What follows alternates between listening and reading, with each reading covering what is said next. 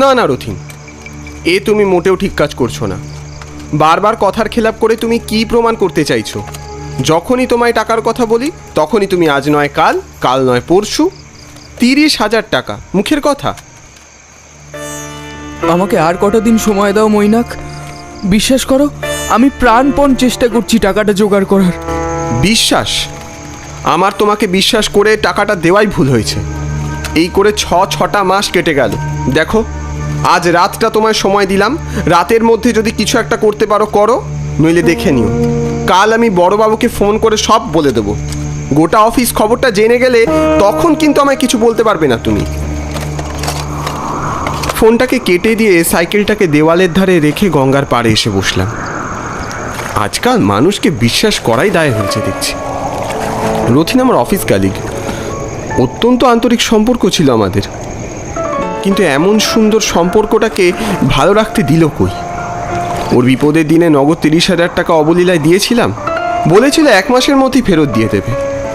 1 মাস তো দূরে থাক, 6টা মাস হয়ে গেল, একটা কানা করিও ফেরত দিল না। এখন আমি টাকার কথা বললেই খারাপ হয়ে যাব। হ্যাঁ, আজ ঘাটে বিশেষ লোকজন নেই, পরিবেশটাও কেমন গুমোট হয়ে আছে। সময় নষ্ট না করে বাড়ির পথ ধরবো ঠিক করলাম। পাঁচিলের ধার থেকে সাইকেলটাকে নিতে যাব, ঠিক সেই সময় একটি মেয়ে আমার সামনে এসে দাঁড়ালো। এই যে শুনছেন? মেয়েটা কোত্থেকে এলো? মনে হলো সিঁড়ির ওখান থেকেই, কিন্তু তখন খেয়াল করলাম না তো ওখানে কেউ ছিল বলে। হ্যাঁ বলুন। আপনি আমায় চিনবেন না। এই যে আপনার 30,000 টাকা রাখুন। আশা করি বারবার ফোন করার আর দরকার পড়বে না আপনার। মেয়েটা আবার সিঁড়ির দিকে এগিয়ে গেল। এই যে দাঁড়ান দাঁড়ান, কে আপনি? রথিনের সাথে আপনার সম্পর্ক কি? বললাম তো আপনি আমায় চিনবেন না।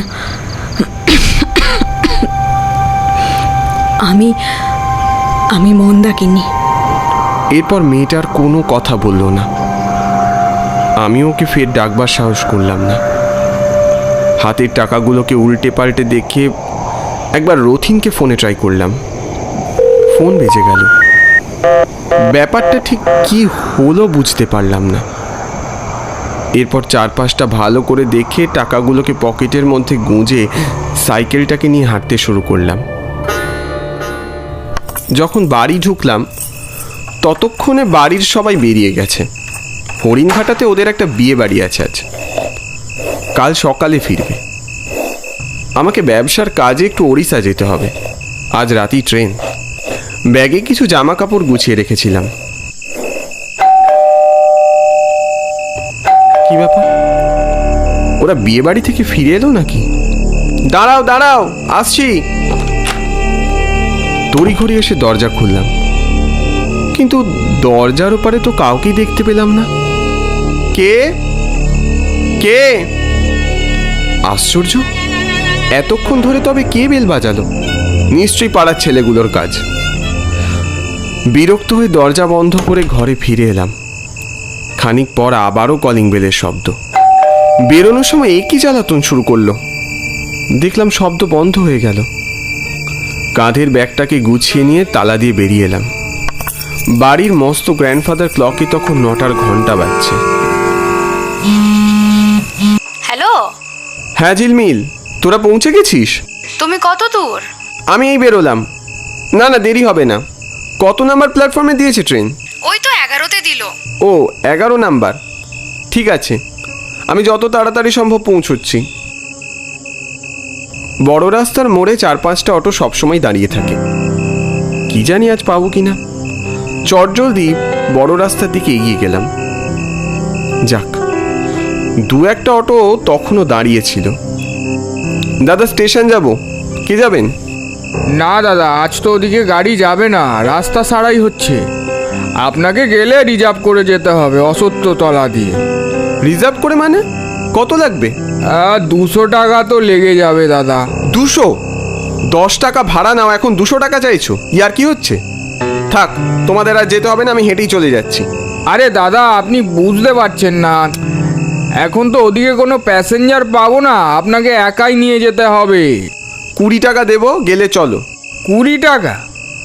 দাদা আপনি হেঁটেই চলে যান। হ্যাঁ হ্যাঁ, তাই যাচ্ছি। কপালটাই খারাপ, এখন ঠিক টাইমে পৌঁছতে না পারলে ট্রেনটাই তো মিস হয়ে যাবে। খানিক দূর হাঁটতেই একটা অটোকে সামনে দেখতে পেলাম, বড় রাস্তার ধারে একলা দাঁড়িয়ে আছে। যাই দেখি যদি কোনোভাবে রাজি করাতে পারি। দাদা স্টেশন যাবেন? যাব বাবা, অটোওয়ালাটা গেল কোথায়? ধুর। বসুন, আমি আসছি। গাড়ির পিছনে ঝোপঝাড় থেকে আওয়াজটা এলো। আমি স্টেশন যাব, কত নেবেন? যা ইচ্ছে হয় দেবেন। আমি কিন্তু 20 টাকার বেশি দিতে পারবো না। বললাম তো, যা ইচ্ছে হয় দেবেন। আপনি কোথায়? আরে আসছি, বললাম তো বসুন। দেখলাম আদ্যপান্ত চাদর জড়ানো একটা লোক। ওই একটু দরকার ছিল, বুঝতেই তো পারছেন। আমি স্টেশন যাব, আমি কিন্তু 20 টাকার বেশি দিতে পারবো না। সে ঠিক আছে, কিন্তু এদিকের রাস্তার অবস্থা একদম ঠিক নেই, বুঝলেন। জানি, সে আপনি যেদিক দিয়ে খুশি চলুন, আমায় তাড়াতাড়ি পৌঁছে দিলেই হবে, না হলে আমার ট্রেনটা মিস হয়ে যাবে। ট্রেন আসার আগে আপনি অবশ্যই পৌঁছে যাবেন, চিন্তা নেই। লোকটা কোনো মতে অটোতে উঠে বসলো। যাক বাবা, শান্তি। আবারও ঝিলমিলের ফোন। কি ব্যাপার, ফোন ধরছো না? এতবার ফোন করলাম, আর 15টা মিনিট পর ট্রেন ছাড়বে, আসবে কখন? আর বলিস না, আজই এখানে রাস্তা সারাই হচ্ছে, তাই কোনো অটোই আসতে চাইছিল না। চিন্তা করিস না, ঠাকুরের কৃপায় একটা অটো পেয়েছি, এই মিনিট 10-এর মধ্যেই পৌঁছে যাব। ঠিক আছে ঠিক আছে, তাড়াতাড়ি এসো। অটো না গরুর গাড়ি বুঝতে পারছি না। দাদা একটু জোরে চালান, ট্রেন এসে তো বেরিয়ে যাবে। আরে চালাচ্ছি তো, দেরি হবে কেন? ঠিক আছে ঠিক আছে, চলুন। তা দাদা, কোথায় চললেন? ওই ওড়িশায় যাওয়ার ট্রেন ধরবো। কেন বলুন তো? না আসলে এত রাতে সচরাচর স্টেশনে কেউ যায় না তো, তাই আর কি। হ্যাঁ, ওই একটা ব্যবসার কাজ। তা আপনার কিসের ব্যবসা? শাড়ির। বাহ, বেশ বেশ। আপনি থাকেন কোথায়? ওই পশ্চিম পাড়ার দিকে। আপনি একটু তাড়াতাড়ি চলুন না। এ কি, আপনি এই রাস্তা ধরলেন কেন? এই রাস্তাটা তো কাঁচা, আপনি তো অসত্যতলা দিয়ে যেতে পারতেন। হ্যাঁ, রাস্তাটা খারাপ হলেও ফাঁকা থাকবে, তাড়াতাড়ি পৌঁছে যাব, বুঝলেন। ও ঠিক আছে, চলুন তাহলে। হাত ঘড়িটায় দেখলাম ট্রেন আসতে মিনিট 7 বাকি মাত্র। এই লোকটা আজ ডোবাবে মনে হচ্ছে। ধুর ধুর। তা দাদা, শাড়ির জন্য উড়িষ্যা যাচ্ছেন কেন? কিছু প্রিন্ট, আরও কিছু দরকার আছে। আপনি একটু তাড়াতাড়ি চালান না মশাই। হ্যাঁ হ্যাঁ হ্যাঁ, যাচ্ছি যাচ্ছি। বারবার গাড়িটাকে স্লো করছে লোকটা, সময় মতো পৌঁছতে পারলে হয়। এ কি, আবার গাড়ি থামালেন কেন? থামাবো না, আমার কাজ তো আর গাড়ি চালানো নয়, আমার কাজটা অন্য। দেখলাম লোকটা কোমর থেকে কিছু একটা বের করছে, ধারালো কিছু বলেই মনে হলো। ব্যাগে যা যা দামি জিনিস আছে চুপচাপ বের কর। আটকে উঠলাম, ছিনতাই বাজ নাকি? ঠিক সেই সময় একটি মেয়ের কণ্ঠস্বর। দাদা, দাদা, আপনি স্টেশনের দিকে যাবেন? কে কে? লোকটা যেন ধর্মড়িয়ে উঠল। চাইছিলটা কি লোকটা? এই লোকটা আদৌ অটো চালক নাকি ছিনতাইবাজ? ততক্ষণে মেয়েটা এসে দাঁড়িয়েছে। স্টেশন পেরিয়ে যে শ্মশানটা আছে, ওখানে যাবেন? কাছেই। শ্মশান? কেন যাবেন না? কাছেই তো, চলুন না। ঠিক আছে, উঠে আসুন। লোকটা অনিচ্ছা সত্ত্বেও না বলতে পারল না। মেয়েটাকে ঠিকভাবে না দেখলেও বুঝলাম সালোয়ার পরা, ওড়না জড়ানো মুখে। কেমন যেন চেনা চেনা ঠেকল। মেয়েটা এলো বলে এ যাত্রায় বেঁচে গেলাম মনে হয়, নইলে লোকটাকে আমার মোটেই সুবিধের মনে হয়নি। স্টেশনে পৌঁছে না হয় মেয়েটাকে একটা ধন্যবাদ জানাবো। হ্যালো, দাদা ভাই, হ্যাঁ আমি আর কিছুক্ষণের মধ্যেই পৌঁছচ্ছি।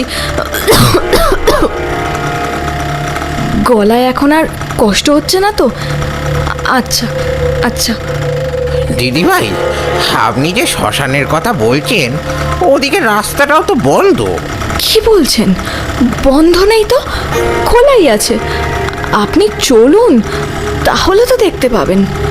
আহ, দেখুন দিদিভাই, আপনি বরং এখানেই নেমে যান, আমি ওদিকে যাব না। না না, উনি এখানে নামবেন কেন? স্টেশন অবধি নিয়ে চলুন বলে দিচ্ছি। ওইটুকু রাস্তা না হয় উনি হেঁটেই চলে যেতে পারবেন। কথাটা বলতে বলতে ঘুরে তাকাতেই দেখলাম, এ কি, এ তো সেই মেয়েটা মন্দাকিনী, যে আমায় খানিকক্ষণ আগেই গঙ্গার ধারে অতগুলো টাকা ফেরত দিয়ে গেল। এ কি, আপনি আপনি এখানে? হ্যাঁ, ওই একটু যাচ্ছি। শ্মশানে যাচ্ছেন কেন? ওখানে একটু কাজ আছে। আচ্ছা, সে যাই হোক, আপনি তখন ওভাবে চলে গেলেন বলে বলা হলো না। আপনি রথিনের কে হন? রথিনকে কতবার ফোনে ট্রাই করলাম, কিন্তু পেলাম না। ও ব্যস্ত ছিল হয়তো। তা আপনি কোথায় যাচ্ছেন?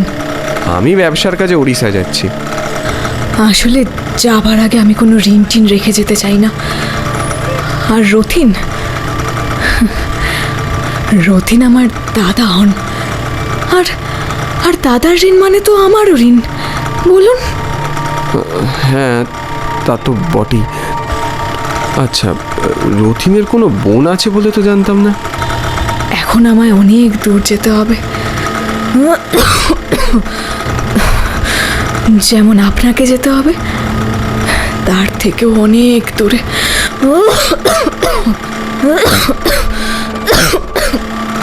কি হলো, এত কাশছেন কেন? জল খাবেন? আমি ঠিক আছি।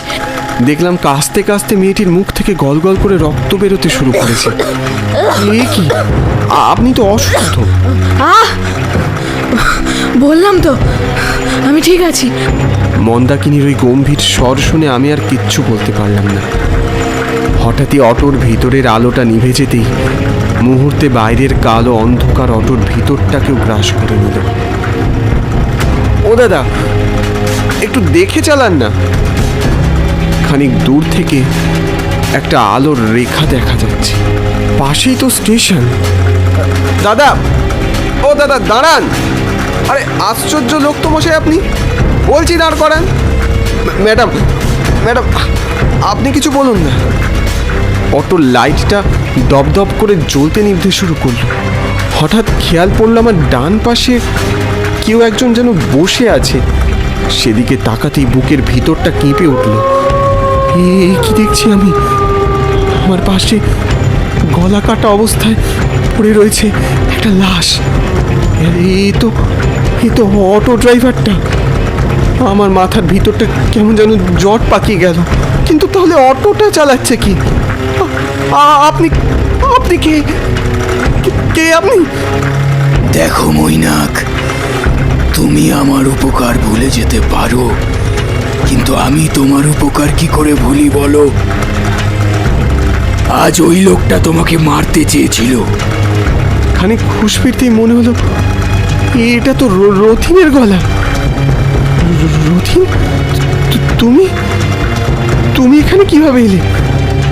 অত কিছু বলার সময় এখন নেই, আমাদের একটু তাড়া আছে মৈনাক। আমাদের আগে শ্মশানে যেতে দাও।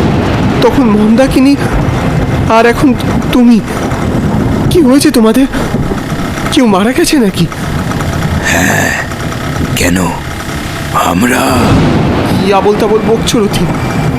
এটা ইয়ার কি করার সময়? দাদা তো ঠিকই বলেছে, আগে আমি আর তারপর দাদা। জানেন, আমার হঠাৎ করেই এই কঠিন অসুখ ধরা পড়লো। আমার চিকিৎসার যাতে কোনো ত্রুটি না হয়, তার জন্য দাদা হাজার হাজার টাকা ধার করে পাড়া, অফিস, এমনকি আত্মীয় স্বজনদের থেকেও। ও সত্যিটা সবাইকে জানাতে চেয়েছিল। আমার বিয়েটা যাতে ভেঙে না যায় সেই কারণে আমি কাউকে সত্যিটা বলতে দিইনি। শেষ রক্ষা হলো না। এই কঠিন অসুখের কাছে আমি মাথা নত করতে বাধ্য হলাম। দাদা ধার শোধ করতে করতে সর্বশান্ত হয়ে গেল। তারপর মানুষের অপমান, আমাকে হারানোর শোকে ও নিজেও গলায় দড়ি দিয়ে আত্মহত্যা করল। কত করে সেধেছিলাম দাদাকে, আমি না হয় বাঁচবো না, কিন্তু কিন্তু তাই বলে আমার জন্য ও নিজেকে শেষ করে দেবে। সামনের উজ্জ্বল ভবিষ্যৎ ওকে হাতছানি দিচ্ছিল। আর ও মানে স্পষ্ট দেখলাম রথিনের গলায় একটা মোটা দড়ি ঝুলছে তখনও, আর মন্দাকিনীর ঠোঁটের কোণ থেকে ঝরে পড়ছে রক্ত। ভয় আর এক দংশন কাজ করল আমার মনের ভিতর। প্রচণ্ড গতিতে চলল অটো। কোথায় গিয়ে থামবে জানি না। আমার বাঁ দিকে আর সামনে দুই অশরীরী, আর ডান দিকে একটা লাশ আমায় ঘিরে রেখেছে। এদিকে ফোনটাও বারবার বেজে চলেছে। একটু নড়ে চড়ে বসতেই ফোনটা কিভাবে যেন রিসিভ হয়ে গেল। মৈনাকদা, তোমাকে আর আসতে হবে না, ট্রেন ছাড়ছে, আমরা উঠে পড়লাম। এখন তোমার কোথাও যাওয়া হবে না। কেন আমায় মারতে চাও? রথিন আর মন্দাকিনীর অট্ট হাসি যেন কানে তালা ধরিয়ে দিল। তোমাকে আমরা তোমার বাড়ি পৌঁছে দিচ্ছি। ওখানে ঘোর বিপদ অপেক্ষা করছে তোমার জন্য। বিপদ? মনে পড়ে আজ বাড়ি থেকে বেরোনোর আগে বারবার কলিং বেল বাজছিল তোমার বাড়িতে? মনে পড়ছে। ওটা আর কেউ না, আমি বাজিয়েছি, যাতে তুমি বাড়ি থেকে বেরিয়ে আসো আর খোঁজ করতে করতে আসল সত্যির সম্মুখীন হও। আসল সত্যি মানে? তোমার কথা যে আমি কিছু বুঝতে পারছি না রথিন। পারবে, সব বুঝতে পারবে। সহসা অটোটা ব্রেক কষে দাঁড়ালো। তাড়াতাড়ি যাও মৈনাক, নিজের বাড়িকে রক্ষা করো। অটো থেকে নেমে বাড়ির দিকে হাঁটা দিলাম। পিছন ফিরে তাকিয়ে অটোটাকে আর কোথাও দেখতে পেলাম না। হাঁটতে হাঁটতে বাড়ির সামনে যেতে চমকে উঠলাম। পাশের বাড়ির জেঠু আর তার দুই ছেলে, ওদের সঙ্গে আমাদের আজন্মের দ্বন্দ্ব জায়গা জমি নিয়ে। আজকাল ওদের সাথে আমাদের দ্বন্দ্বটা আরও বেড়েছে। ওরা আমাদের না থাকার সুযোগ নিয়ে রাতের অন্ধকারে বাড়িটাকে জ্বালিয়ে দেওয়ার পরিকল্পনা করেছিল। ওদের একজনের হাতে একটা জ্বলন্ত কাঠের টুকরো, আর বাকি দুজন বাড়িতে পেট্রোল ঢালছে মনে হলো। ওই কে ওখানে? ওরা পড়ি কি মরি করে দৌড় দিল। সঙ্গে সঙ্গে ফোন করে পুলিশকে সবটা জানালাম। আর বুঝলাম অটোর মধ্যে আমাকে লোক লাগিয়ে মারবার পরিকল্পনা এই জেঠুরাই করেছিল। আজ তুমি না থাকলে আমার বাড়ি কখনোই বাঁচাতে পারতাম না রথিন। আমাকে দোষী বানিয়ে তুমি এমনভাবে চলে গেলে রথিন। সারা জীবনের মতো তোমার কাছে ঋণী হয়ে গেলাম। এই বিবেকের দংশন নিয়ে কিভাবে বাঁচবো আমি? চাঁদের কোমল আলোর নিচে দাঁড়িয়ে দূর থেকে দেখলাম দুটো ছায়ামূর্তি ক্রমশ দূরে চলে যাচ্ছে, রথিন আর মন্দাকিনী। জানি ওরা আর কোনো দিনও ফিরবে না।